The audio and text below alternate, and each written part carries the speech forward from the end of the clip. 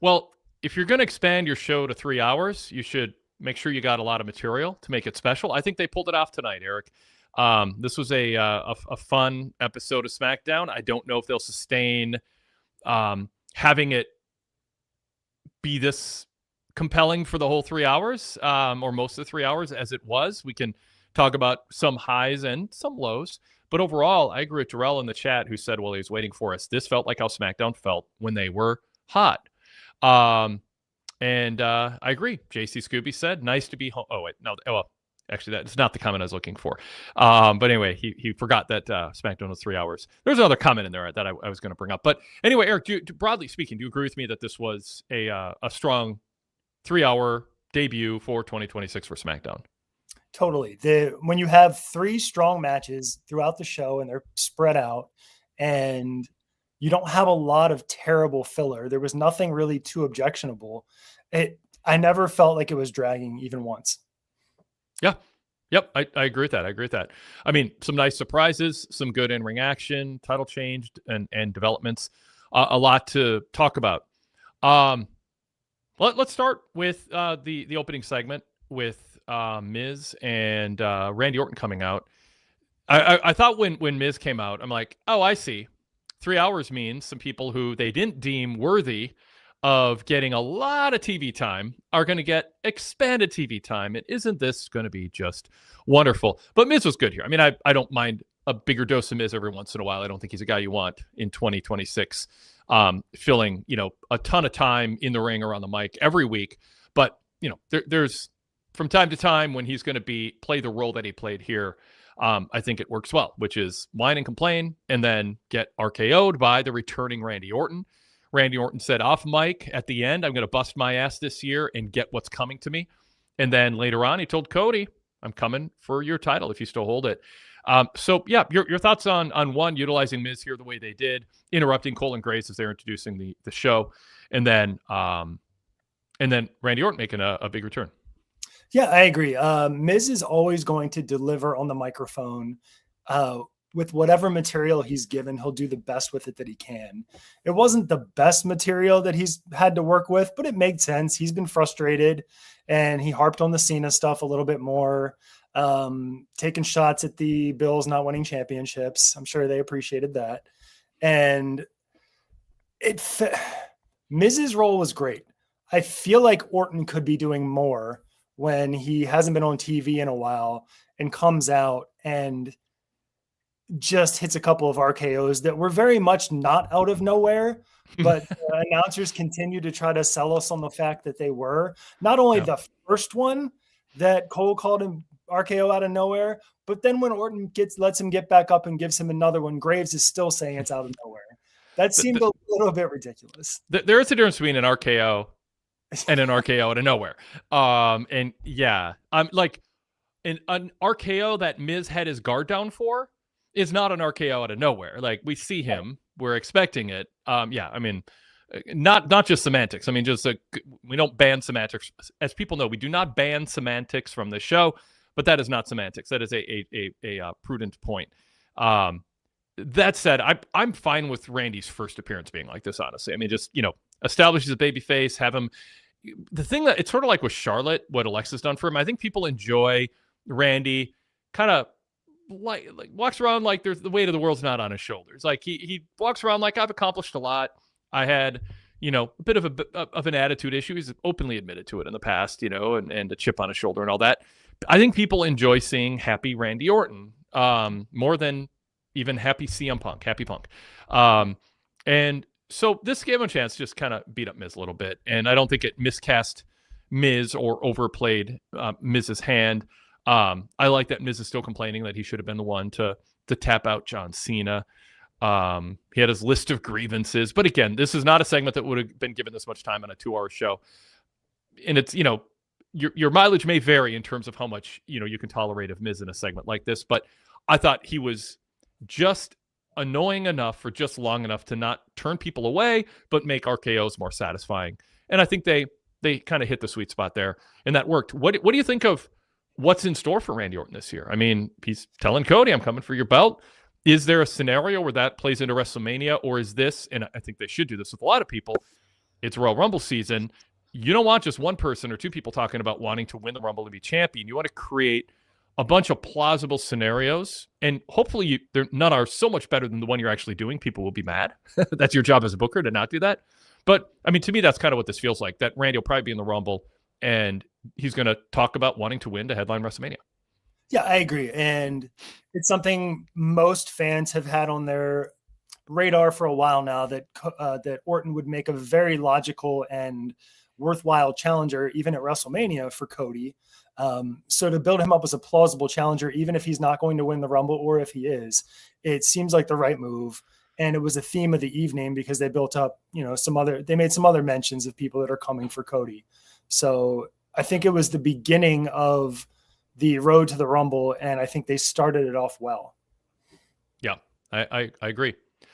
Let's pause early here and introduce ourselves, and then we'll get to some additional chat comments and some other topics. I want to talk big picture about the 3-hour format a little bit too as we progress here.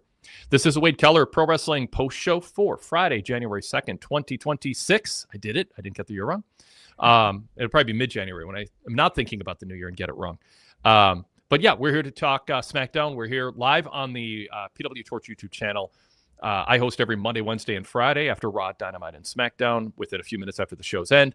And then those shows get distributed to our bigger audience that we've been established for 15 plus years on the podcast side of things as an audio-only podcast. And you can subscribe to that if it's more convenient for you. If you're catching us on YouTube, search Wade Keller on your podcast app. Subscribe to this, the red logo show, and then also the blue logo Wade Keller show that features our weekly flagship, which this week included Jason Powell from ProWrestling.net. Also, interviews, pay-per-view previews, media Q&As, and more. Both are free to subscribe to. And while you're at it, search PWTorch to subscribe to the PWTorch Daily Cast, a different show each day of the week with different hosts. And also the PWTorch VIP free sample feed, which gives you free samples of some VIP shows. And then you can also upgrade within the Apple Podcast native app using your Apple account and unlock all the VIP shows.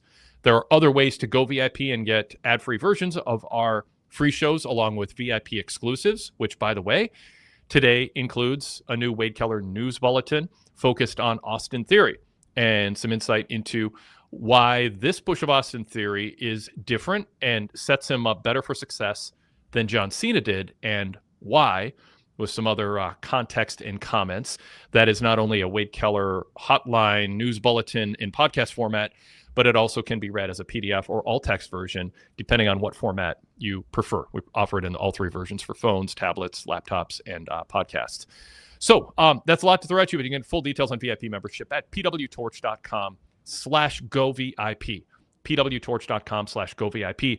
We offer options through Patreon, your Apple account, credit card, debit card, and PayPal. Full VIP membership unlocks nearly 4 decades of back issues of the Pro Wrestling Torch newsletter, over 20 years of podcasts on demand, hundreds of retro radio shows, vintage stuff from the 1990s, and a lot of new exclusive content pretty much every day on our ad-free VIP website.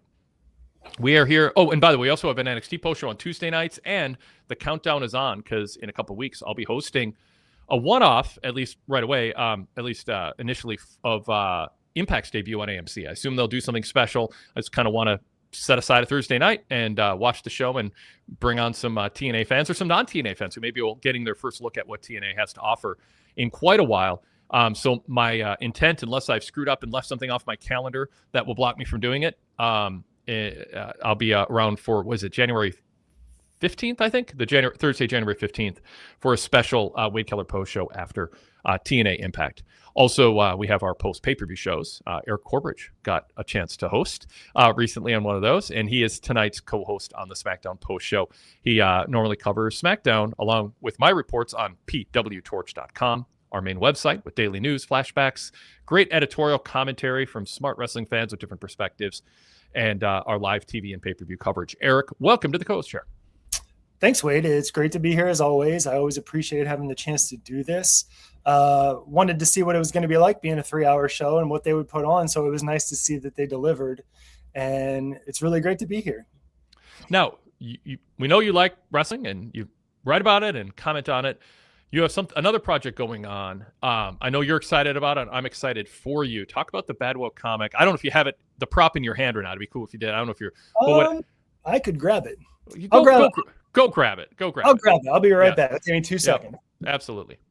So yeah, Eric's got a fun project going on. It's got a Kickstarter campaign, and I wanted to give him a chance to mention it here. 1,000 to 1,000. Now, time's And up. I'm back. Oh, there he is. Oh, yeah. I'm back. It was a long 2 count. The referee. Had to just. The ref would be complaining about the ref if that was. I kicked out. I kicked out just in time. Yeah. So, as Wade referred to, and I appreciate you letting me do this, Wade. I've been working on something for the last 3 or 4 years now, and it's a comic book series that I created and wrote. And the first issue, I'm launching a Kickstarter for, and it goes live on January 15th. And I'm out of breath. And the comic series is called Bad Will, and it's about a thrift shop that only accepts donations from failed relationships. So think Goodwill, but the opposite. And I'm excited because the proof just arrived in the mail just this last week. I like that. You can see what we've got here, and I can even open up a little bit, show a few pages. So I'm very proud of it. And it's the, if anyone's curious, just check me out on social, Facebook, Instagram.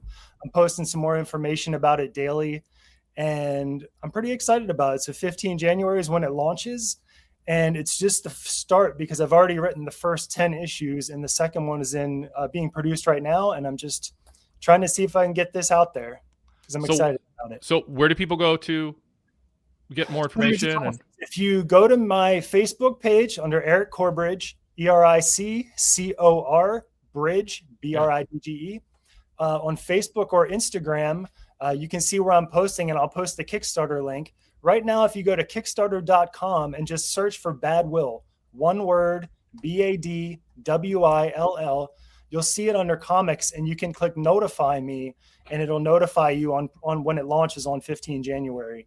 And if not, I can make a mention. I'll be putting it on my socials, and when it goes live, I'll be putting it out there again. Very cool. Good luck with it.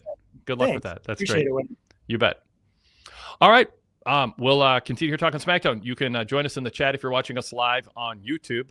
If you are not and you're listening to us on the podcast side of things, which is where most of you are on delay, come join us live if you can make it work. I know it doesn't work for everybody's schedule, but it's a fun chat to join in. It's a good group, and you can be in the chat and get your comments on the screen. You can also call us if you want to be live on the show. The way to do that is to look for the link in my TV report at PWTorch. It's the quickest way to do it. So just go to SmackDown Report. There's a link there. Click it. You can be on camera or turn your camera off and just do audio, just like our Blog Talk Radio days. Whatever works for you. You can also email us, even if you can't join us live, Wade Keller postshow@gmail.com. Wade Keller postshow@gmail.com if you've got comments or questions or a topic suggestion coming out of the show.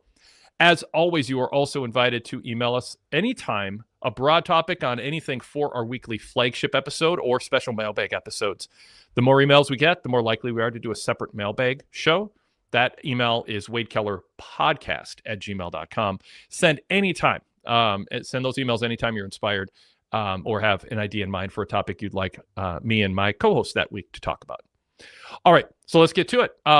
We had a 3-hour show, and as I said, there's some compliments in the chat about the 3-hour format. And Cavanti Smalls, I think, says what we're all thinking. It was an above-average show, but consistency is the key. Triple H has a tendency to slack off after a couple of weeks. That is don't we all? I mean, there's always things we get excited about initially. It is, I say this in the spirit of New Year's resolutions, and then they can fade. Real life gets in the way. We find out quickly that why we weren't doing what we thought in December would be good to start doing in January, because real life and things get in the way, or you just get burned out. And this is a key. Also, Sitway says, not a new argument, but they're not going to win a single new fan with 3-hour shows. I spent years criticizing the 3-hour Raws, but it was admittedly during a down period of Vince McMahon's booking. I think when you see this show with the depth of the women, Cody Rhodes is a popular, in his prime, centerpiece babyface cutting good promos. Drew McIntyre, in his prime, veteran cutting great heel promos. I think a really good supporting cast where you're adding to it, Trick Williams and maybe more to come. Jordan Grace sort of, wandering around looking for a reason to sign for SmackDown or not. I don't know. I mean, I think at the time they can get away with it. I being 3 hours year round maybe isn't the best thing, but if they're just 3 hours from Rumble to WrestleMania season and they are consistent there, I don't mind if I'm complaining in June about not having. Oh, I shouldn't say I'm not mind, but like I'll be more forgiving if here and there there's some 3 hour shows where it feels like a stretch. That's just going to happen. But during Rumble and WrestleMania season, with the depth of the roster they have right now, if Paul Levesque is at his best, I hate to say it because I mean I do prefer a 2 hour show overall for all kinds of reasons, but I think they can pull it off and minimize our griping. But it is going to take what we saw tonight, which is promoting a main event that feels special and not just filler, and building up the following week's show, and also planting seeds for what your main event's going to be on week 3 and 4 down the line. So there's always a sense that you're watching something pay off that they have put into your mind and built for weeks. And they have to be disciplined about that. I think they can be, and I think they have the roster depth to do this. Again, I expect lightning to strike because I feel like I should just be bashing 3 hour wrestling shows, and I don't want to be over optimistic or naive about tonight's show. It wasn't perfect either. But that's kind of how I feel. Eric, how about you? I agree that now is the time to do it. Now is when they're probably trying to build up more stories than normal. And because they know that everything has to have a story this time of year leading into WrestleMania, so they can get away with it for now and then put it back to 2 hours sometime in the summer if they want to. And to your point about setting the matches for the following weeks, I feel like they've at least earned our trust that they've been doing that for a while now and doing a pretty good job with it. It's just a matter of maintaining. To the point about they're not going to bring a new fan in because of a 3 hour show. I don't know. I don't disagree with that, but it does give them, a 33% chance, more of a chance to put something out there that will capture someone's attention. So then they will have that one act that does pull people in. Mm-hmm. And I think that's important. And if they can do that now, then when they go back to 2 hours, they'll be able to put the right stuff in the 2 hours and it'll feel like an even tighter show then. Yep. And I don't know if they know exactly when they're going to be back to 2 hours or how. It sounds like, this could be a seasonal thing and it's, kind of just doing what USA Network wants, I think, last I heard. So we'll see. Derek Mitchell says, yeah, Triple H has a tendency to slack off after a few weeks. So many people who hit the gym, after New Year's. So let's see how the next few weeks go and reevaluate. Yeah. I mean, I don't want to have a doomsday attitude, just be totally cynical about it. Just it's fair to say, good episode tonight. They can keep this going, especially in Rumble WrestleMania season when it should be easier to do so. Great. And if they don't, we'll call them out on it. JC Scooby says, you can do 3 hour shows, but you have to have consistent booking and build up multiple men and women wrestlers and who they are with depth. One other positive, too, about the 3 hour show is just longer matches that you want to be longer. Not every match I want to be longer, but, Priest and Black, we'll talk more about that. I thought pulled off the time that they were given. The women's tag was fine, didn't overstay its welcome. And Gargano and Carmelo Hayes had 16 minutes, a couple commercial breaks in there. So, you missed some of the action, but I wouldn't have minded if that went longer either. So there is more room for some longer wrestling. And then there is going to be room to put some wrestlers on who might have not made the cut or put them on more often. In 2 months or less, we'll know that we're getting burned out on some talent or some stuff feels like a rerun season. But with WWE's resources, there's just no reason not to have enough talent depth and a writing team that keeps things fresh. Eric. Yeah, they have plenty of talent to pull this off. And it's interesting because from what I see, they have a lot of upper mid-card talent, but not a lot of main event talent on this show. So my fear is less that they can fill out the show. It's what's going to headline the show. They managed to pull off tonight because this has been a 6 months feud that they were very clear would be ending tonight. And so it made it feel like something more. Yep. But I don't know that every week you can main event with Damian Priest versus Aleister Black. You just can't. But right. They don't have a lot of main eventers right now.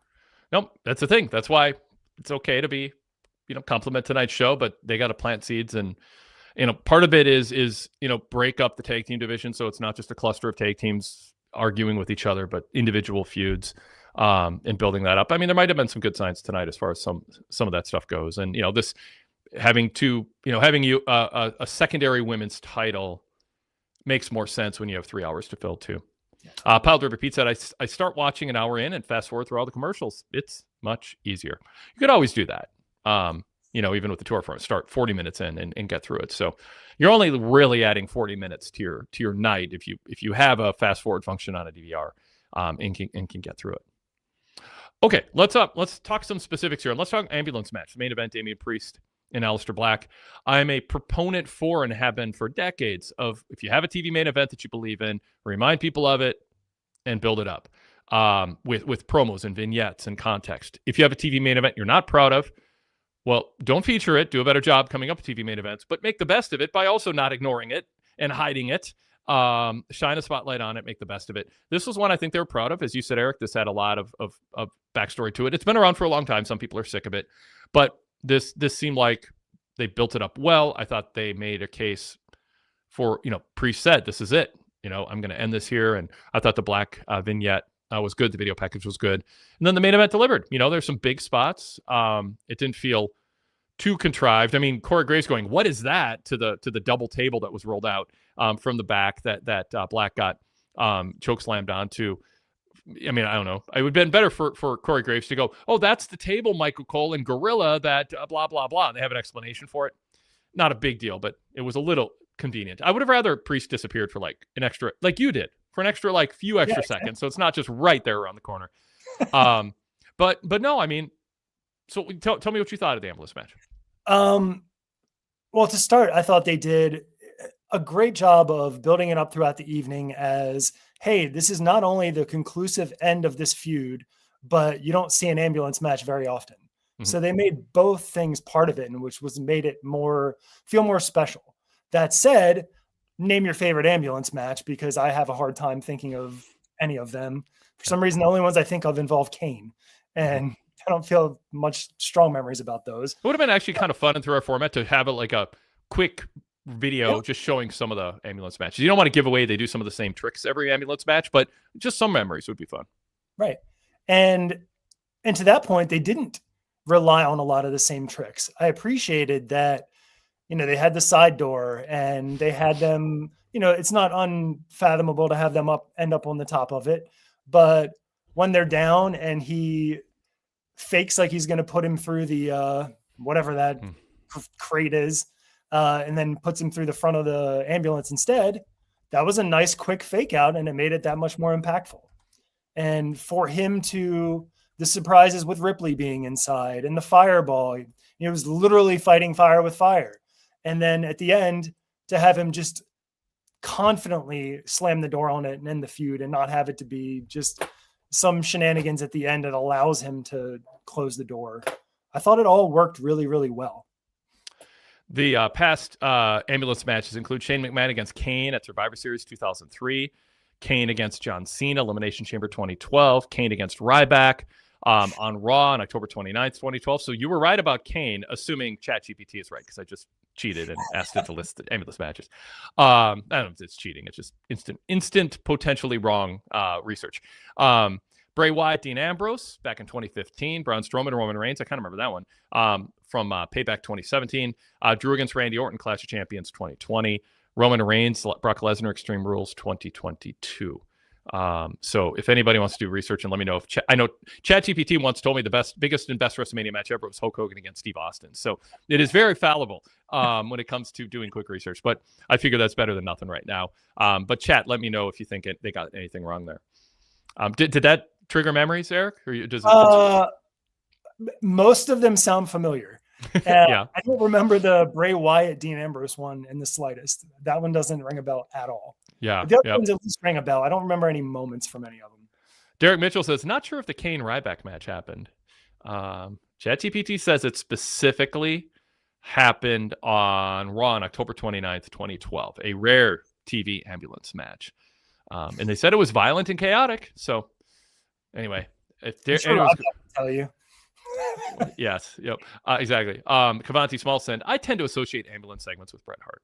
I don't know. I don't know if that means. There's a joke in there, but I assume. All right. So what's next for Black and Priest? Like, what do you think about how this? I mean, Amazon's match isn't a pin or submission. It doesn't, and I think Rhea Ripley created a scenario that excused Black from losing without seeming like he's, inferior and just never going to be a main eventer. But it was a loss. So, I mean, how do both of these guys look coming out of this going into 2026? Well, it's weird because I don't see either of them having too much upward mobility on the card. Priest has been there. I don't think he's ready to go back into the main event scene. Black just lost the feud. So by default, it seems like he would have to take a step down for a minute and build up some wins first. It makes me wonder if the best scenario is for them to end up joining forces now. I don't know how that looks and someone would need to turn or they just meet in the middle somehow. But I could see this being like a Sheamus Cesaro team up kind of thing, just darker. In the chat, Pile Driver Pete says, I would vote to push Aleister Black if we had to choose. I mean, I think you can push both of them. But we'll get. Do we get Priest and Rhea? I mean, is it over? Or do we get Priest and Rhea against Black and Zelina first? Do they? Yeah, I mean, it's not like they ended that. I mean, I guess Rhea took care of Zelina, so we'll see. Busy. It what? It feels like Rhea's busy with other things. That's what I was thinking. Yeah, exactly. So, and I don't begrudge. Like, I don't hold it against Priest that he's not a main event guy. I mean, it's just like it's sort of like Jey Uso being world champ. It's not like, oh, now he's not world champ, he's a failure. It's like, no, it was a fun, fan friendly, decision that by most accounts, I think was a fun part of the year that fans enjoyed. And now they're moving him into a different spot that isn't main events. And that's kind of Priest was sort of a bonus run with him on top. But, he is more of a veteran utility guy who I think will be in feuds more like Aleister Black. All right, let's shift to Trick Williams. I thought a good debut for him. Not everybody looks like they belong on the big stage compared to in a smaller venue. I saw Trick Williams over the last year at about a year ago at an Impact event, a TNA Impact event, and then more recently at NXT. And I mean, crowds loves chanting "Whoop that trick," and he gets a good reaction. He's got a presence, but you don't know how that's going to translate. And he's looked good on NXT TakeOver. It's not like he's always just been in a small studio or anything like that. But this is different. This is standing in the ring on SmackDown and having to carry a decent amount of time they gave him against a guy like Sami Zayn, who's a safe guy to be in the ring with. Sami's going to make things comfortable. But I thought Trick looked like a star. He dressed the part, carried himself with confidence, didn't stumble, didn't seem nervous. And I think people watching this who have not seen much or anything before are going to be like, this guy seems for real. I want to see more of him. I thought he made a good impression, either a first impression or the first kind of main roster impression. What do you think? I completely agree. He looked like a star. And what I appreciated perhaps more than anything is he has been consistent in saying he's after a world championship. And I think everyone who comes in should start off saying that, and then obstacles get placed in their way to not make that happen, even if it's losing to someone who's higher on the pecking order at the moment. But they should all come in saying that, and it allows them to be brought in at a level to let their performance decide where they level out. And I think it couldn't have been a better start for him, I don't think. And he'll have his debut match will be next week, and I assume he'll look good in that. So we'll see where he takes it from here. But I'm encouraged by what I saw so far between this week and last week when he was on Raw, right? Yeah, I think he was on Raw. Yep, yeah, in a backstage segment, being scouting or being shopping himself around, I guess. Yeah. Kavanti Smalls says, strong promo from Trick Williams tonight. With that much charisma, he's going to be a face quickly. Adam Kidd says, Trick looked, sounded, and carried himself like a star tonight. Great start for him. And Kavanti Smalls said, yeah, Trick Williams had the promo of the night, in my opinion. What do you think about him coming in as a heel? And is his eventual landing place being a babyface? Cavante says Trick will be a face with attention-grabbing promos like tonight. So yeah, I mean, what do you think about the decision to go with him as a heel to start off? I think it's the right call. I think if he came in any other, I would say 85% of the time, I want someone to come in as a heel because I feel like it's easier to get over that way, and then you make them a babyface. Otherwise, you run the risk of them being rejected by the fans. So I generally prefer this anyway. But I think if he comes in like a heel, he might be too similar to a lot of the baby faces. If he comes in as a baby face, he could be too similar to a lot of the baby faces they have right now on SmackDown. Like Carmelo comes to mind. Just a little bit too similar with the like the flashy gimmick. And I don't think it would work. I think it would be too similar. I think if he's going to land as a babyface, there's something to be said for having him come out as a heel first. I mean, let fans choose. Forrest Malone in the chat says, I think Trick found his confidence and his charisma, and looks will help him so much. Derek Mitchell says, I think Trick determined as being a cocky heel, and Sammy said it best that he needs to be humbled. Pile Driver Pete says, people can't help but love the guy, but he knows how to work heel. That certainly key. If the goal is to not play into the cheers and undercut your babyface opponent, when it's time to turn heel, then do that. But you don't want them stealing away cheers from your opponents first. Kavanti said, I need more evidence, but I can see some similarities between Trick and 1998 Rock. Cool, cocky heel you grow to love. So and that's the point I wanted to make, was that, yeah, it's great if you see him as 1998 Rock. What you don't want to see is him as 1996 Rock. That's what you want to avoid, because then you have to start all over again in 2 years. Yes. Yep. You do not want to start over. What do you think of Sammy coming back? And, when I say, Randy Orton's asserting his desires to be world champion, Sammy is too. And that's something he talked about months ago, got sidetracked to something very relevant. And then now he's back, and he talked about his son going, why haven't you been a world champion? You've had all these other belts. Cena was 17-time champ, and he made it very personal that this is something that's important to him. He wants to stop talking about it and just do it. I think a lot of people would be excited to see Sammy in a co-main event spot of WrestleMania. How do you feel about that? Well, when he first started telling the story of his son and the Never Seen 17 and why he hasn't been a world champion, my mind immediately flashed to Sammy winning a world championship and celebrating with his son in the middle of the ring at WrestleMania. I'm not super confident they're going to go in that direction, but simply being able to paint that picture is what I need as a fan. And it's the same thing with building up as Randy as a possibility. You build all these possibilities, and then it gives us something to think about. It is, if there was one person I would want to see win a world championship more than anyone else right now, it is Sami Zayn. I'm just not confident they're going to do it anymore. I'd been thinking for a long time that he was going to win the Rumble simply because it's in Saudi Arabia. But I don't know. It's so hard. It's hard for me to picture Sammy versus Cody at WrestleMania, or Sammy versus Gunther again. I don't see either that, or Sammy versus Punk. It's hard for me to picture it, but it's what I'm rooting for. Yeah. I mean, I think there's a lot of possibilities the average viewer could conjure up. And, Sammy against Braun Breaker. If Breaker beats Punk on Monday, and then Sammy wins a Rumble and chooses who he's going to face. A lot of possibilities out there. A Real Legend in the chat says, I'm still saying Sammy is winning the Rumble. Sadler Version 3 says, they talk about it so often with Sammy that I think it'll happen eventually. Doesn't have to happen this year. I mean, it can be a story they carry over to SummerSlam, or after a heel turn, or again, or who knows. I mean, there's all kinds of ways that they can get there.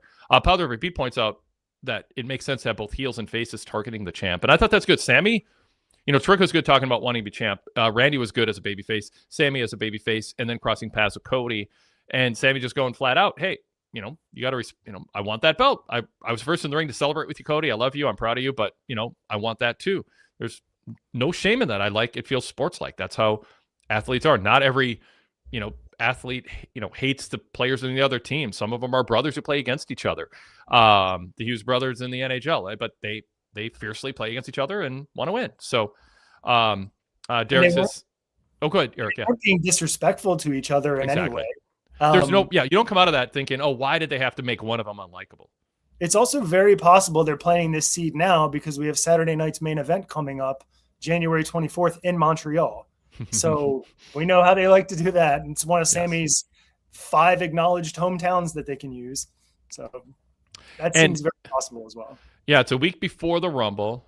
Yeah, I mean, I don't know what you do to get there storyline wise to justify Cody defending it, but I mean, they could. We've got what does that give us?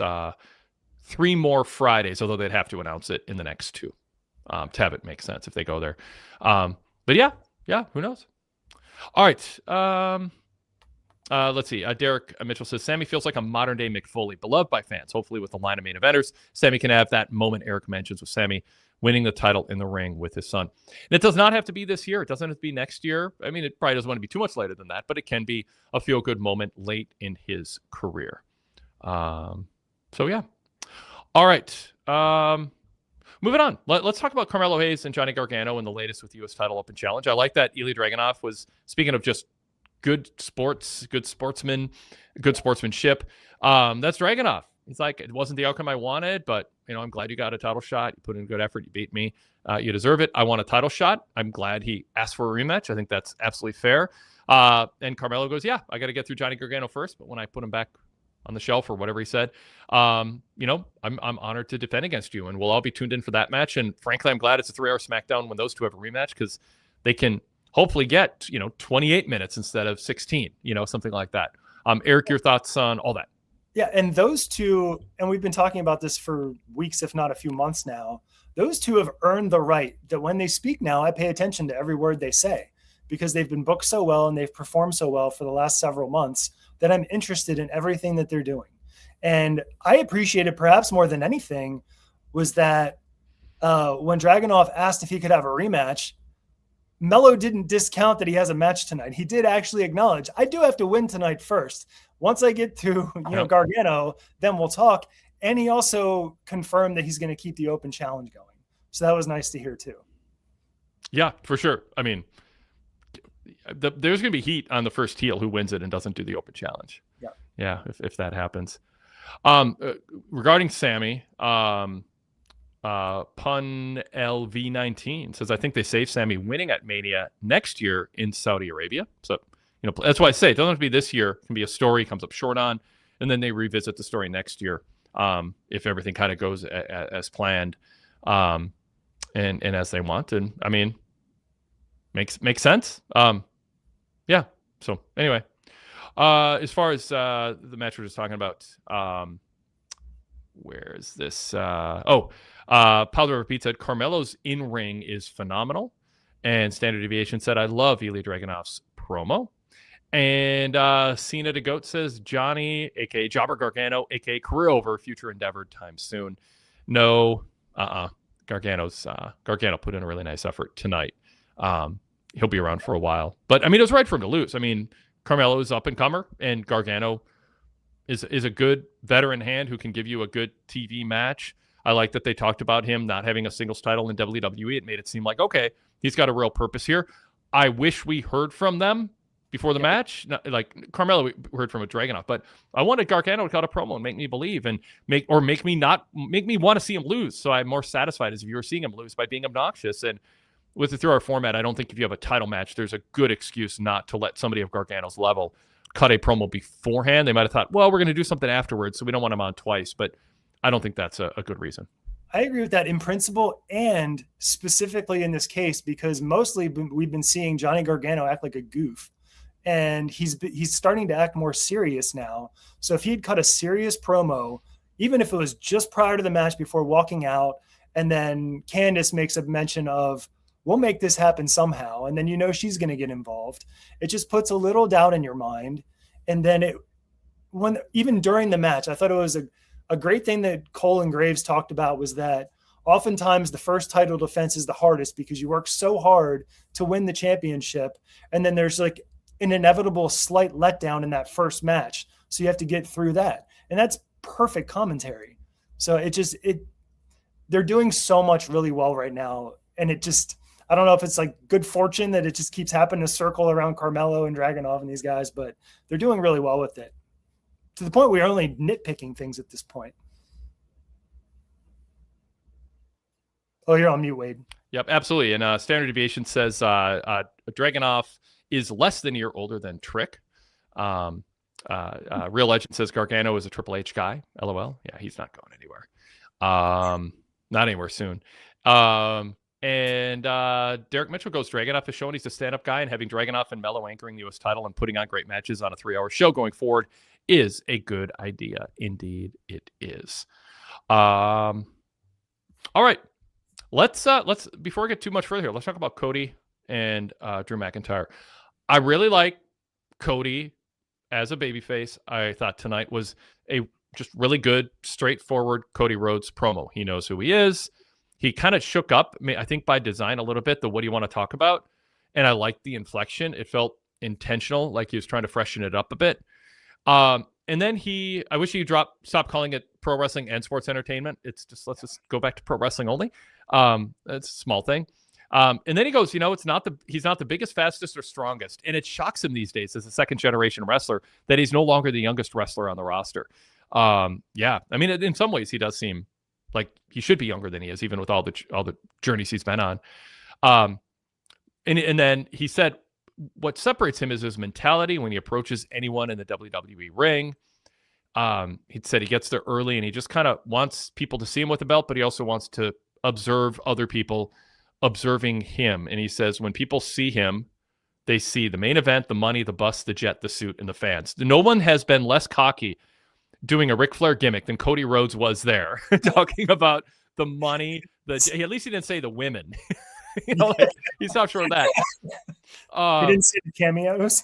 Yes, exactly. But he did say, then comes the envy.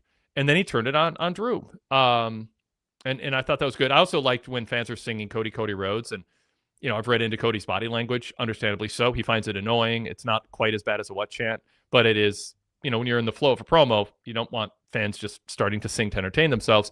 And Cody doesn't want to be, he's too nice of a guy to be like, shut up, or, roll his eyes, or he doesn't want to, risk turning the fans against him because he seems unappreciative. But he found a good way to end it, which was let him sing for about 8 seconds and then hold up your title belt. And everyone goes, yay, and they cheer and they stop singing and he went right back to the promo. So I thought that was sort of a high IQ moment, a clever, resourceful solution to something that I think he just sort of tolerates but doesn't love or encourage. So let's focus on Cody. I just gushed about his promo. Again, I don't think anyone's going to remember that promo 2 years from now. That's not the point of wrestling promos. I don't think there's going to be a buzz on social media about it. That's not the point of wrestling promos. But it was true to his character. It was interesting. And it set the stage for 2026 with him establishing that I'm the alpha. And he painted a picture that I show up early, but I carry my belt. I am the champion. I want people to see that I'm the champion. And I want to look at other people observing me as champion. It made it come across like he's not just a guy sitting on the bus being a big shot. And so to me, it was a character building or establishing moment, and it set the course for what's going to be, for him, he's going to be the centerpiece talking point unless someone meddles in early 2026 here. Eric, your thoughts? Yeah, and it's in line with him calling himself the QB1, and just he always makes everything about the championship, and it's what we need. And it's help. And if he continues to do this, presuming he's not losing the championship anytime soon, which who knows, it will help them bounce back from the perhaps unintentional damage that John Cena might have done for a few months by some of his antics with being the last real champion and all those things that they're thankfully past. I did find it interesting. I think Derek Mitchell mentioned it too about the Unreal cameras. Yes. I was going to save that for when you're done. We'll go, but we can. Let me bring up the comment so everyone can see the context of it. So there's a lead into it. First, he said, here we go. Jason D from Australia said, didn't he say something like his superpower was playing dumb? I really like that line. And then Derek Mitchell says, he mentioned how he plays up to the Unreal cameras, which I thought was an interesting nugget. So Eric, what jumped out to you there? Well, even further than that, I know he said that the Unreal cameras are playing checkers while he's playing chess. Yep. And I thought that the way I interpret that is he knows that they're filming. So and they just think they're capturing what's really happening. And this gets like meta on top of meta on top of meta. But Cody, I guess he was implying to us that he's playing the cameras and that he's letting them see what he wants them to see. Yeah. Yeah, I wouldn't say that was my favorite part of the promo, but it was notable. And I say it's not my favorite because I just don't know if the average viewer knows. Well, what does that Right. mean? And why did he need to say it? And is that portending something he's not excited about coming out, or that will look unflattering? I mean, like I'm intrigued, but I don't know why he said it. Jason D from Australia says, I think by saying I play dumb, he means I'm smarter and take more notice of things than people think. Totally agree with that. I mean, I think that's what he intended there. But, bringing up that I'm playing, chess and they're playing checkers, that part, so if you look at the way Jason D said, I mean, I don't know. I don't know that you can say that my biggest superpower is playing dumb and talk about Unreal, thinking they're capturing the real him, but they're not, and not think there's something going on there. I don't know if that'll lead to anything, or it's just Cody getting something off his chest or what. But I guess just sort of put a pin in it, and maybe we'll revisit it. It was very strange that he mentioned that to me. And what Jason D pointed out about the playing dumb, that makes perfect sense for a babyface. To basically then imply that you're fake and that you're faking things with these cameras, you're really teetering. You're really teetering. You're like riding a line there of, is this the beginning of something? It felt like the two lines couldn't go together perfectly. So I'm curious to see if there's any other subtle follow-ups in the future, or if, like you said, Cody was just getting something off his chest. Yeah. Like I said, put a pin in it. We'll see if it gets revisited, and if it makes sense later on, we'll talk more when it makes more sense. Darrell in the chat said Cody's promo set the mode they seem to start building to in the show tonight, which will be everyone is thinking about it coming after his title. In this promo, gave them a reason why they should. It is. I mean, I like building around Cody. I think he deserves a chance to do that, and I like that. Derek Mitchell says Cody also says that he doesn't care about you're the final boss, the tribal chief, the Scottish sociopath. He's the champ. Cody was definitely on fire. Yeah, I mean, I've written it. I've talked about it all year. I thought that, for a couple years now, Cody hasn't gotten the chance to just be the centerpiece guy without somebody acting like a big shot around him, and that included The Rock and John Cena. I don't think it was intentional. I think Cena's a nice guy, but I think he was. The way he's wired is to move on to the next thing and not reflect. And I think he owed Cody a genuine on-air, better acknowledgement of what Cody did for him. Cena's so willing to go meta. I think he should have gone meta and said after SummerSlam, Cody gave me the best match I've had this year. You are in heir apparent. People go who the next Cena is. You're already better than the next Cena in some ways. I mean, just really be gracious. Gracious is one of the best traits a human being can have. And Cena, I don't want to do a sidebar on Cena, but Cena's graciousness seems very performative and calculated, and I just want him with nothing in it for himself to just say nice things about Cody and not get in his way. And so, anyway, I don't think there's heat there. I just think it was just sloppy, and but Cena has a clout to not everyone wants to walk up to him and go, "Hey, we need you to do something." It's just as much as Cena says he's open to it. I mean, it's Cena. People walk around eggshells, around him, and he just does what he does. So yeah, Eric. I don't think Cody would lie. He's been effusive in his praise for Cena and how much Cena has done for him. I don't get the sense Cody's being phony when he says stuff like that, even when they have their podcast and it feels like two robots bantering. But it's the thing with Cody is Cody grew up in this business. He knows politics and how to play the room. That doesn't mean he would be as effusive as he has been if he didn't mean it. I'm saying something that Cody won't, and I'm saying something that Cody might not even believe, because it's different. Even kind of Sammy said, I got to be in the crowd with you people, although not everybody gets to sit front row. I mean, like there's Sammy, if you want to be part of the crowd, go sit like in the third row in the upper deck if you really want to be a man of the people. I was thinking about that. I got to be with you guys in the front row that none of you can afford. It's fine. But with Cody, like, he's not watching TV every week, and he might not be watching the Cena promo. But so I'm not saying Cody should begrudge it. I'm just saying if Cena wants to, and if Cena, it was all about Cena just building himself up and being promoted as this superhero of a person, the most giving back. I mean, it's the standard is you put over your opponent after you lose the title. And then he kept calling himself the last world champion. And so I just think that was undercutting Cody. I thought it was inexcusable, even if it wasn't malicious. And I always said it might not be malicious. It probably isn't, but it's inexcusable to do that. And so all that said, because I don't want to go off on Cena, because I don't think Cena's a bad guy. I just think there's a vision he has, and I kind of wrote about it in my story in the VIP exclusive Wade Keller News Bulletin today. There's a certain vision he has that's in a very narrow lane, and it can sometimes work and sometimes not. But all that is context for let this be Cody's year, where he's not playing subservient to The Rock, tipping his hat to him, patting him on the head, and playing subservient to the John Cena retirement tour.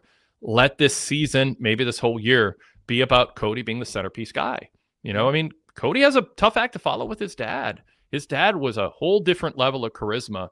But this is the type of promo where I think Cody shines at being who he comes across as authentically being, which is somebody who's very fastidious in his appearance and how he comes across to people all the time.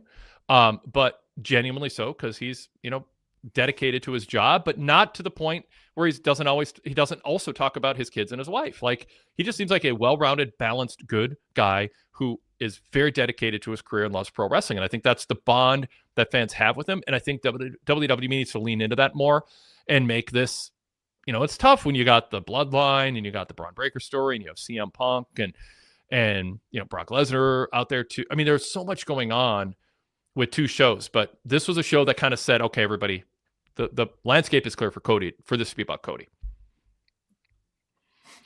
Pile Driver Pete, by the way, said, I'm loving Cody as a top face. I think he's pulling it off in spades. So anyway, yeah. Anything you want to add to that? I don't disagree with Pile Driver Pete. I think Cody's been pulling this off for longer than I thought he would have been able to do it for now, just because of his personality. Even though he's likable, I thought at some point the fans were going to turn on him, and I thought it would have happened at least 6 months ago. And we're not there yet. And I think that's a credit to him. Yeah. And now I'm just curious to see how long it goes, because I don't think they should be trying to turn him anytime soon. Yeah. And if they are, I hope they are doing a master plan and we're all just like, that was great. But, I don't think there's any rush to do it. Standard Deviation said it was an excellent centerpiece babyface promo to start the year in a post-Cena era. Absolutely. And it's not like, the weird part is it's been the Cody Rhodes era before Cena came back. Cena stopped in for a cup of coffee and screwed up Austin Theory. But I mean, this has been the Cody era for a while. Cena just kind of came in and wedged himself in. It's a weird thing because you can't pass the torch to Cody because Cody already had the torch. And as I say, he's already outdrawn John Cena. He's drawn bigger crowds and more stadium shows than Cena ever did. I mean, this era in some very key metrics is more successful than John Cena ever was. But they act like John Cena was this big star that maybe Cody can someday aspire to be. And so I don't know. It's just give Cody 2026. I agree. I'd be, yeah. And yeah, like Jason D says, Cody should say, I don't plan on losing this title 17 times. Yeah. Standard Deviation said, yeah, I felt Cena was bigger than Cody last year, so this felt like a shift to me, for sure. Okay, let's talk about Drew. One of the things I liked about the show, Drew's just, how does Drew keep coming up with creative ways to do essentially the same thing, but in a fresh enough way and in a convincing enough way that I'm just glued to the screen? I just think Drew, like, taunting him from the bus, and then saying, oh, yeah, I love the line. You weren't around, so I just went in and made myself at home, kicked my feet up. And, oh, yeah, I used the bathroom. Thanks. Thanks for that information, Drew. And, my God. And then it's like, yeah, I just looked around, snooped around. And look, I found this photo of you when you were younger and your dad. And then all of a sudden he appears in the ring of trash can and he sets it on fire, although it was a very slow burn. It's like watching a Survivor fire challenge for a while there. Just come on, is it going to go? Is it going to go? But yeah, I thought Drew was really good here too. This is a kind of like Priest Black, even more so because it's got so much TV time. Feels like ready for 10. But the 3 stages of what is it? 3 stages of fear? Did I get it right? Hell. Oh, hell, yeah, okay.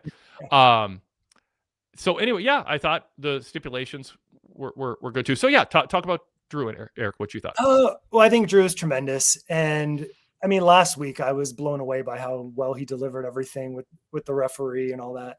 So I was like, what does he have left to even say today? I was like, okay, we're going to talk about the stipulations. Like you, I thought the stuff in the bus was hilarious. I was a little underwhelmed with the choices in matches, but then I started to think more about it. I'm like, well, what could they really do? What else is there? And I'm kind of over gimmick matches anyway. So part of me, because we're basically just doing a normal ring for 2 matches, and then we're going to have a cage up. So do they have to An old school cage? Yeah. Do they have to wait for I guess they'll just bring down the cage for the 3rd fall, but if it gets to that point, I liked his detail. If by minute chance I don't beat you twice in a row, and So I like that too. And again, Drew makes the most of everything. There was one thing that I just could not shake, and it was the picture. Who cares if he burns that picture? It was clearly one you could reproduce a million times that I think I've seen online. That seemed a little silly to me. It crossed my mind that Drew should have said, yeah, this is a photo. This is before digital cameras, isn't it, Cody? Sure. Is this your only print? I know you've got digital copies, but you framed this for a reason. Does this have sentimental value? Is it something that your dad and you held together, and he like you printed an enlargement, and it was a gift to him? Like, there could have been some backstory to it. I mean, you don't want to over-explain, but it did cross my mind too. Like, is it the symbolism of it, or and is it also Drew saying, he's looking up, like up at the photo? There could have been a lot of reasons for him. But anyway, yeah. It would have been so much more effective if it was a picture where Cody was a kid in it, a kid with his dad. If it was something like that, which I'm sure they could have produced if they had the time and thought about it. But it took me out of it. I'm like, okay, he's going to burn that. It would be really amazing if Cody just looks at him like, who cares? I have millions of those. Like, that would have made me laugh out loud. Yeah. Yeah. But everything else was great. That was just one thing that took me out of it. Adam Kidd says, I want Drew to be Cody more than a fat kid wants cake. Okay. Well, I did. All kinds of kids want cake. So did 50 Cent. That's why. Yeah. Yes. All kinds of adults want cake. Let's see. Darrell says, all he had to say is, I took this off your bus, and then showed the picture. Well, and when he stomped it on the ground and broke the frame, it was like, well, who cares? The picture's still in there and it looks fine. Yeah. It's just silly. Standard Deviation said, it gave me friendship bracelet vibes. Ooh. Interesting. Let's see. Let me just, can someone tell Cody that prints can be reprinted? Well, if you don't have the digital, if you don't have the film, then you're just going to be making it off of some digital reprints. Anyway, point made. Powder Repeat says, Drew's obsession with Cody, or is it really the title he's obsessed with, is great. Let him win the title. Derek Mitchell says, Drew should have made the American Mule Cody's favorite drink on his bus.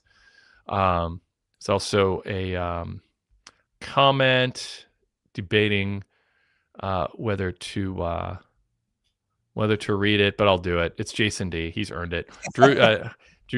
Drew should have said, I use the bathroom. By the way, you might need a plumber now. I hear that trade runs in the family. So there we are. Son of a plumber. And he could have said he didn't wash his hands. Yeah. I am curious, though. Is there something to the fact that why not let Drew win the championship next week? Mm-hmm. Like, it would do no damage to anything. Even presuming if Cody gets it back soon, that's fine. But Drew needs a win. I know. I mean, Drew's, we say he's always a bridesmaid. Like, it's always, okay, you're going to be the guy who almost believably will win the title, but, you're not, because our parties with other people. I mean, I can be in favor of Cody keeping the title, and also not at all disappointed if they have something really special in mind for Drew. And because, I mean, he's earned it with the work he's done on the mic and in the ring, but especially on the mic as a character with Punk and Cody in particular. Drew could be world champ. Sammy beats him. Cody goes on a journey that's not world title centric, but very personal, and you end up circling back. And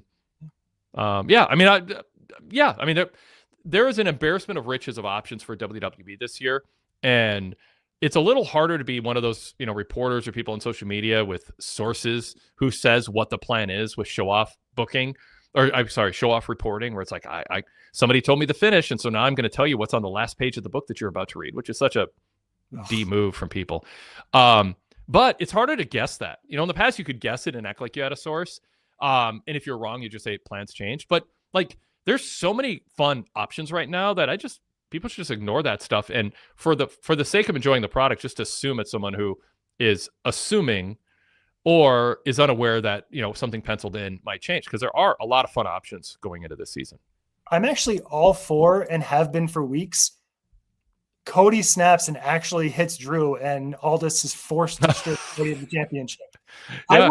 I wouldn't even hate it if it happened next week in the first segment on SmackDown, and Drew has to he gets the championship handed to him, even though Aldis doesn't want to do it. And then Drew immediately tries to back out of the 3 stages of hell match and is trying to avoid it. He doesn't want to have to defend against Cody now. That's right. Oh, Drew would make that work too. And it would be hilarious. And it would be a great from start to finish, show long angle. And even if Cody wins it back, that would be hilarious. And I think they could work this in, so I don't think it's disqualifying. But I mean, Drew's got the movie coming up overseas, but he could win the title and go away for Heel Heat. And I know filming has been delayed because of an injury of a key person on the set or in the cast. And last I heard, they didn't know exactly when it was going to start up, but that could get in the way. But it also could be a point of heat.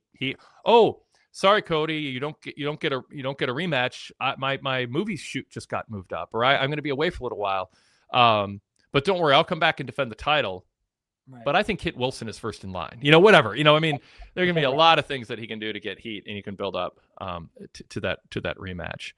Even if he breaks or even if Cody violates the stipulation, Drew gets handed the belt, loses it later that night, back to Cody in the match. Then Drew can still go away, but when he comes back, he has the same argument he had when he lost it quickly the last time he won it. And then he can build off that, but at least in the meantime, he did hold the world title momentarily. Yeah. He got something out of this. Well, there's some votes for Drew getting the belt.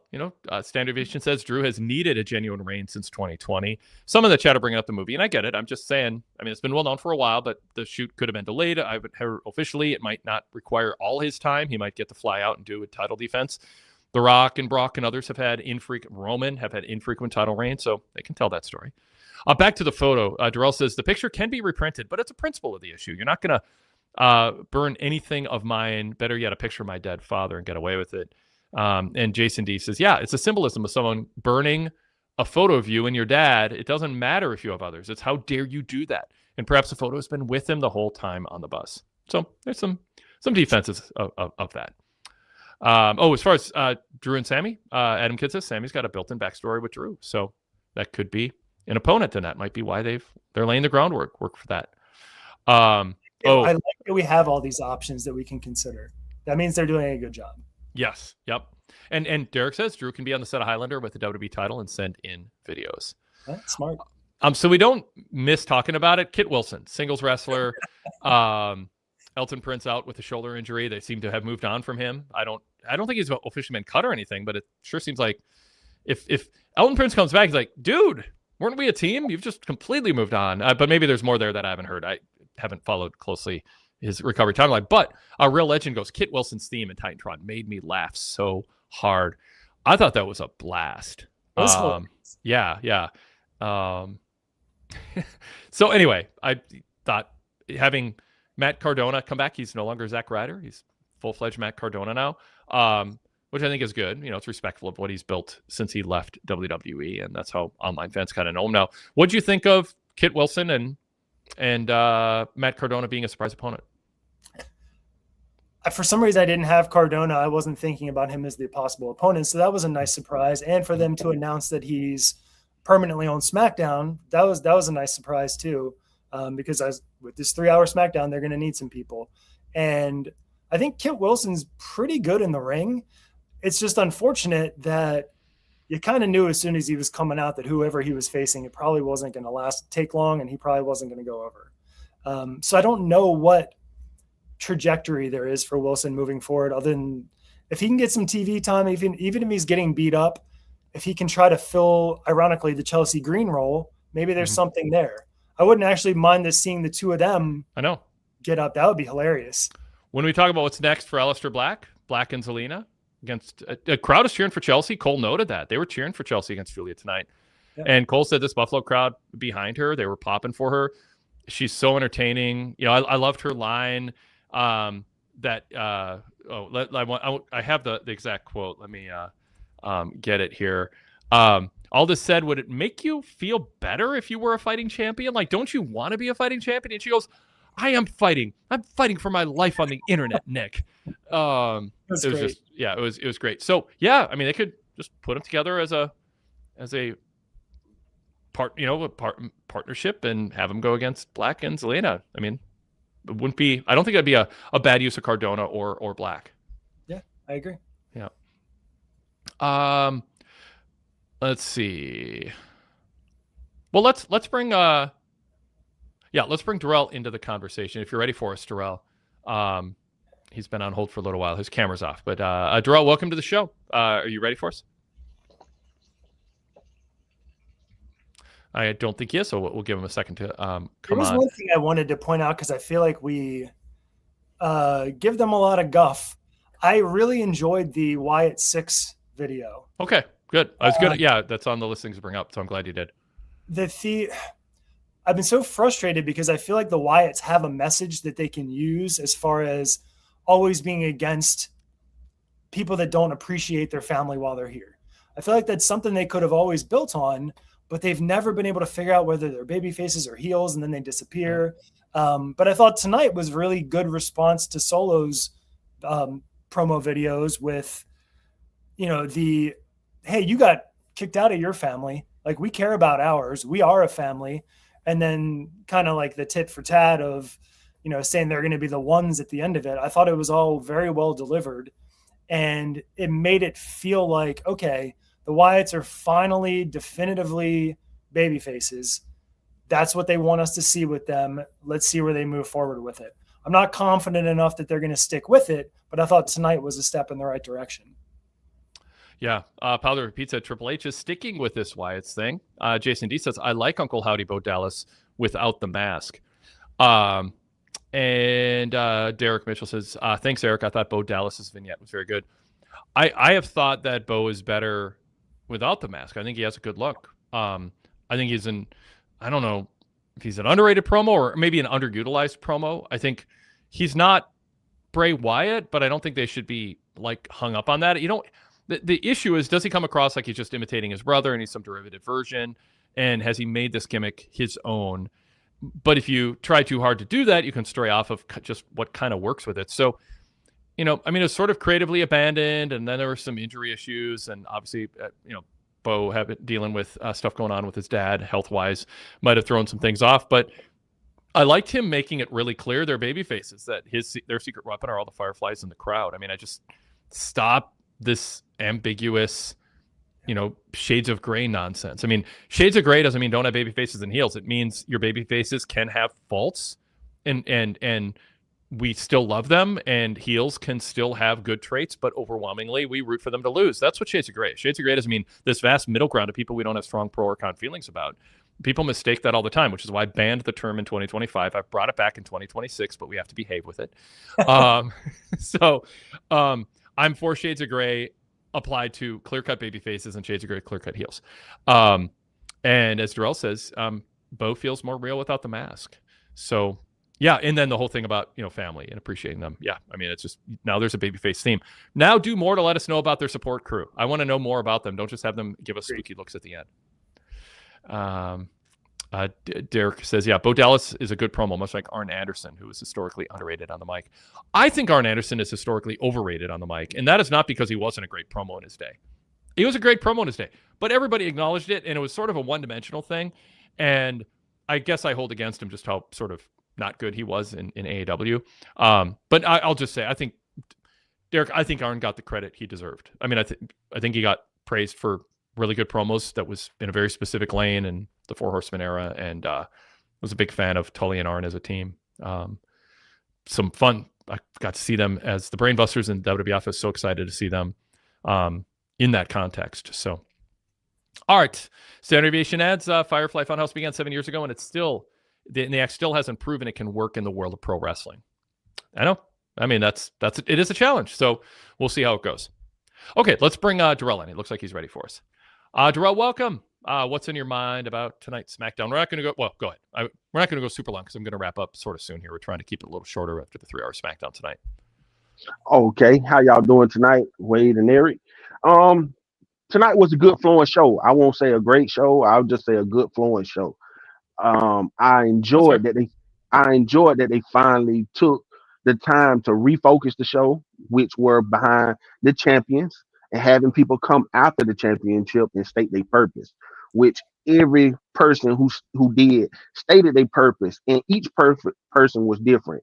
Randy with the history, and with Cody telling the history, Yep. stating it, and saying why he's coming for him. Sami Zayn with his history of wanting the title, acknowledging the meta part of it with the fans wanting him to be the champion or get the title, bringing the story with his son and stuff like that.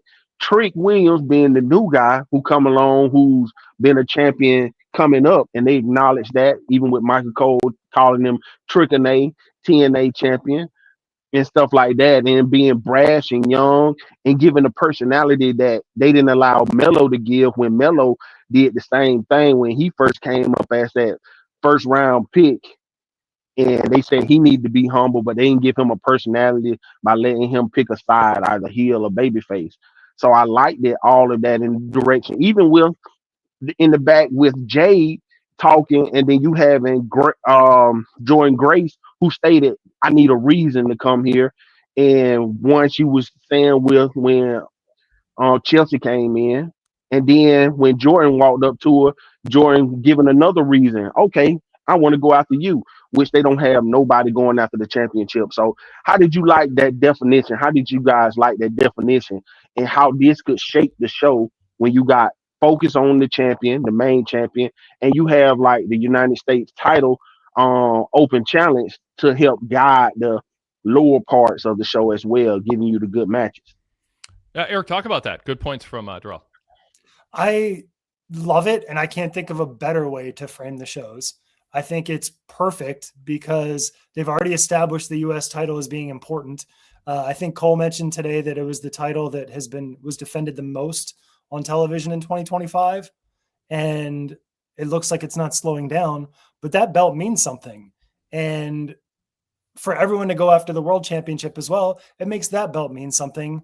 And if the belts mean something, the show means something. And to me, this is how I want my wrestling shows structured, and that's what I appreciate.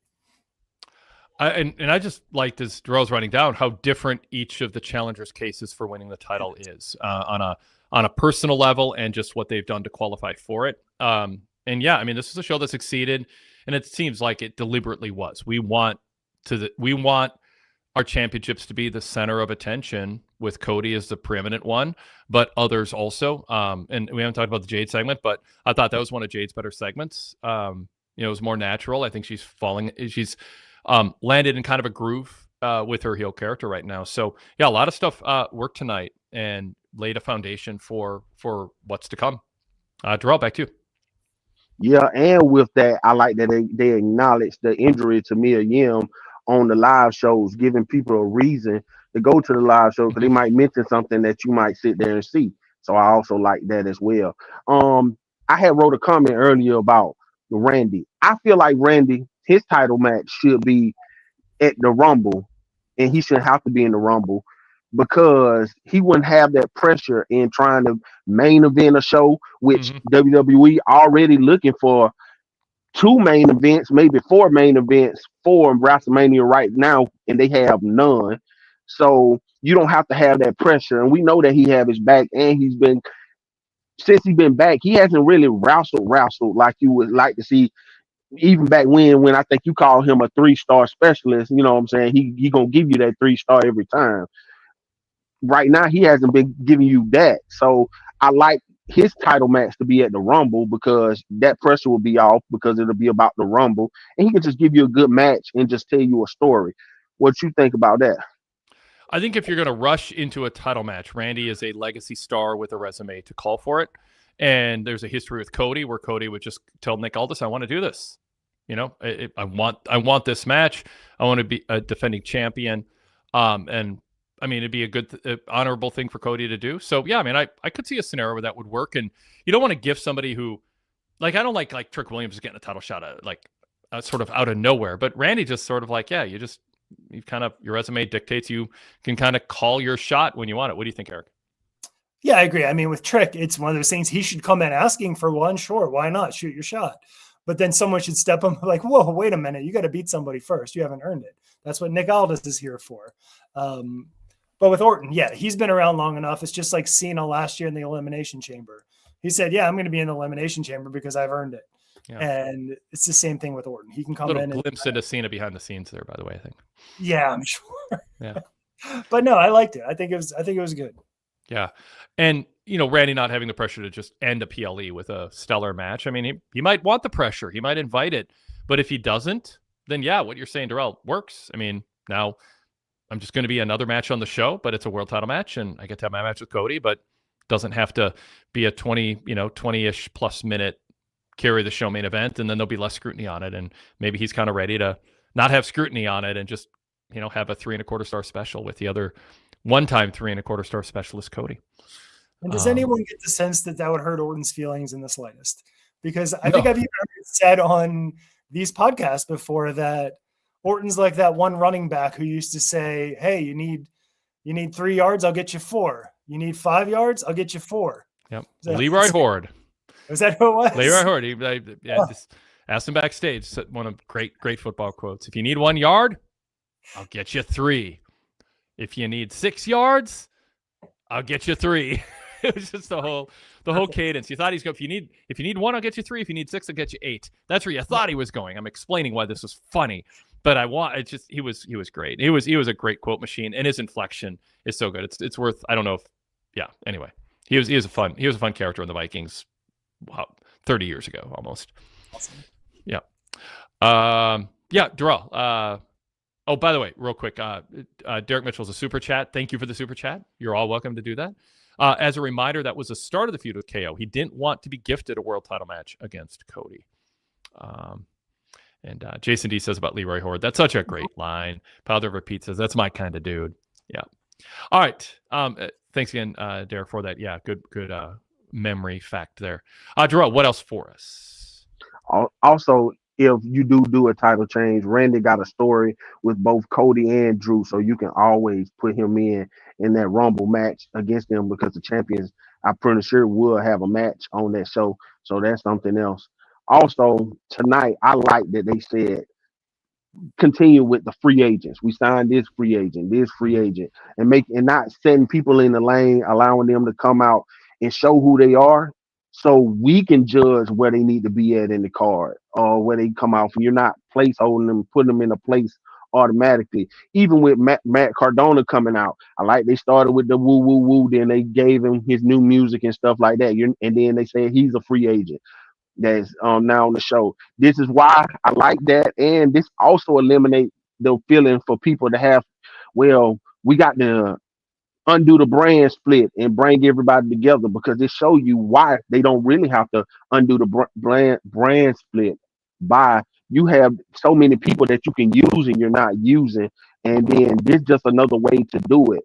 How did you like the second week of the feel of them saying they signing free agents and bringing new people in? And how does this feel mix up everything and the draft and all the other stuff that they used to do? Eric, what do you think? Well, I have mixed feelings about it, because I had been under the belief that I didn't think they could resist doing a draft on ESPN and having it be like a more official style draft that they haven't done before.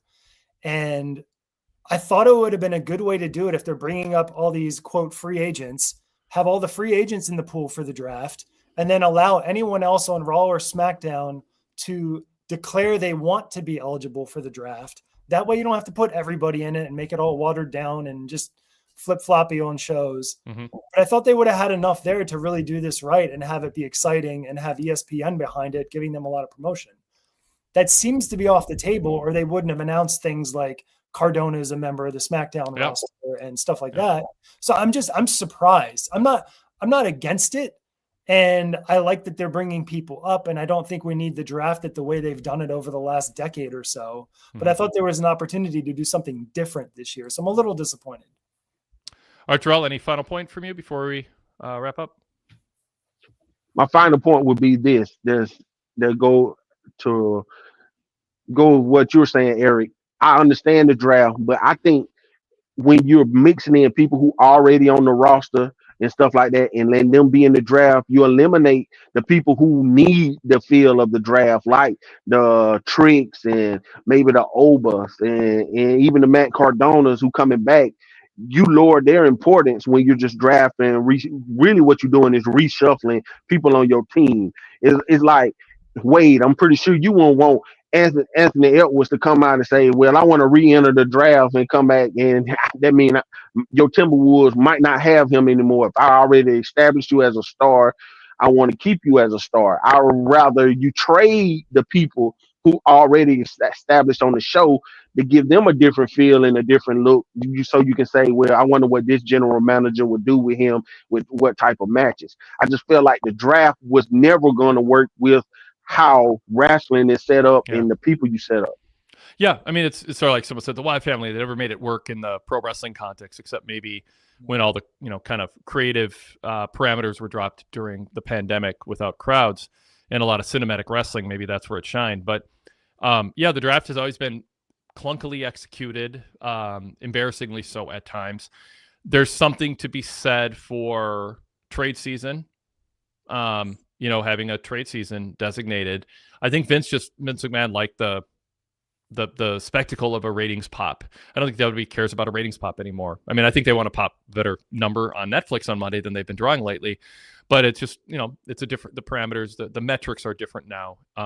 And the parameters of how you judge success are different with all these big TV deals. So I don't know. I mean, I don't know the status of the draft. I think having a trade window is a better way to go about it.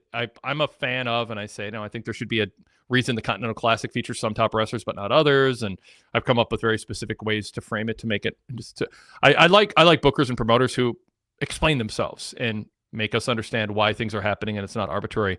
So having a signing window and a trade window instead of just throwing a term like free agent, he's a free agent around randomly when you want to bring some people up, but there's all these free agents all at once. Why is that? Would be better. I mean, in the end, I think it falls in the bucket of things WWE doesn't think affects business. And so, but, so they don't spend a lot of time on it. And maybe that's sort of healthy to not obsess about it, but I wish they put a little more effort into it. So yeah, I don't know, but the boop, random people showing up on a draft. I mean, it's been so poorly executed. There's a little bit of relief if they never go back to it. Cause most of the time it was flawed. And like you said, Darrell, it didn't necessarily. I mean, I guess if you just think Vince McMahon's lording over the two main brands and he likes to shake things up, that was enough. But with, two GMs now and the way it's structured with NXT, it gets a little more clunky. I don't know. Anything you want to add to that, Eric? No, I think you covered it well. And Darrell, I think that was a really good point. The idea of a trade it's kind of interesting to me, though, if they tried to pull something off like that. I think that's something ESPN could get behind too. But I don't know. I'm trying to figure out ways that they can get more involved. But yeah. You can put it on the ticker. They can put it on the ticker on SportsCenter, and they can talk about it after because they've been talking about big stuff that been happening on Raw and SmackDown anyway. Sprinkling in on the week shows, you can do that. Put it on the ticker. Talk about it. Have somebody come in and talk about what does this mean with this guy. Like when AJ Styles was the man on SmackDown. Let's say if he would have got traded the Raw when he was the man, you could have put it on the ticker, had people talk about what does his impact mean in coming to Raw, being that he was the man on this show and coming in and mixing in with the people who consider the man on the other show. Yeah, I think there's a whole lane of what you're scratching the surface of right now. I think there's a lot there they could do if they really wanted to. Darrell said, by the way, send some questions in for the flagship sometimes, by the way. That kind of big topics like this would be good. Oh, I am. And I'm sending you an opinion piece that I've been working on for about 2 weeks about us hardcore fans. So I'm going to send Look it forward in. to it. Yes, Darrell, always great talking with you. Thanks. Nice talking to you Have guys. a good weekend. Yep. Thanks, Darrell. We had a bunch of comments in the chat on drafts. Let's just throw them up here, kind of rapid fire. Sadler version 3 says, I feel there needs to be a special reason for a draft, like the show switching networks or something. Standard Deviation said, I think the story is mostly a brand building exercise. It's smart as it trains the fans to view WWE as the end game. Powder Pete said, trades make more sense. Derek Mitchell says, the WWE draft doesn't seem to evaluate any stars who have been drafted. If Paul Derver Pete says, if someone's becoming stale, you don't know what to do, trade them. NXT Talent says Jason D from Australia should be free agents. Everyone else on Raw and SmackDown should be tradable. Derek Mitchell points out they had a trade window last year, which didn't amount to much, if I remember correctly, for sure. Also, and I did confirm this, Real Legend said, Drew just posted a picture of himself taking a piss on the outside of Cody's bus. LOL. He used the bathroom, but he also used the side of the bus, apparently. So there we are. Eric, anything else you want to sneak in before we sign off tonight? No, I think we covered everything. Yeah, I mean, there was an 8-woman match. Anything stand out there? I mean, it was pretty straightforward. It was straightforward. Expected the team that's getting a title shot on Monday to get the win. Yep. Outside of that, the dumb ref let them start the match and during a heel attack as usual, which is very frustrating. Yeah, I rewound that. And I'm going to give her a little grace here, even though, my tendency is not to. It looked like her hand was in the air about to signal for the bell at the time the heels charged. And the bell signal had been given at the same time that the heels were attacked. So it's the heels anticipated as the process was starting, and they didn't get punished. I don't know. I thought they covered it just enough where I'm wondering if they didn't actually pay more attention than usual to it. But it took me rewinding to notice. But if that's a trend, I'll be happy that it seems like they gave a little bit of thought to it. I'll cut her some slack then, this once. Yeah, well, yeah, exactly. All right. Bad Will Kickstarter, January 15th launch. Go to Kickstarter, search Bad Will, and be part of Eric's project here.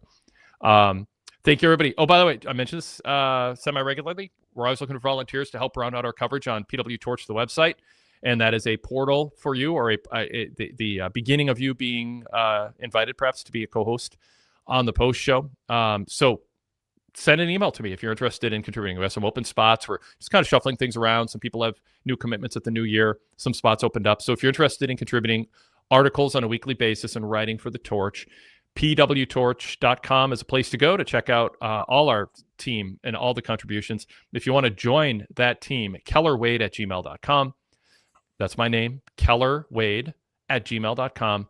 If you're interested in helping out, like I said, just round out our coverage. It takes a team to cover everything going on in wrestling.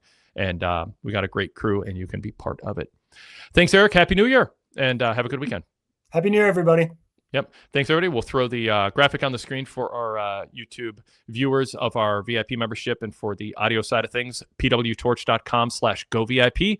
If you want to start off the new year with our full wrestling coverage. So much of it is part of VIP membership. It's a way to support what we do. We are a genuine small family business, not some big corporation. We're not AI generated. We are not SEO hyper-focused. We just want to cover wrestling honestly, and with a diverse mix of perspectives, and cover it as a business, but also as a very entertaining simulated sport. And we have nearly 4 decades of archives you can dive into when you go VIP, and new exclusive content every day. So I hope you will consider supporting us with a VIP membership and take your fandom to the next level and be part of a great community of fans who look at wrestling, don't always agree on everything, but look at wrestling through a similar lens. pwtorch.com/govip gives you full details on all that. Thanks, everybody.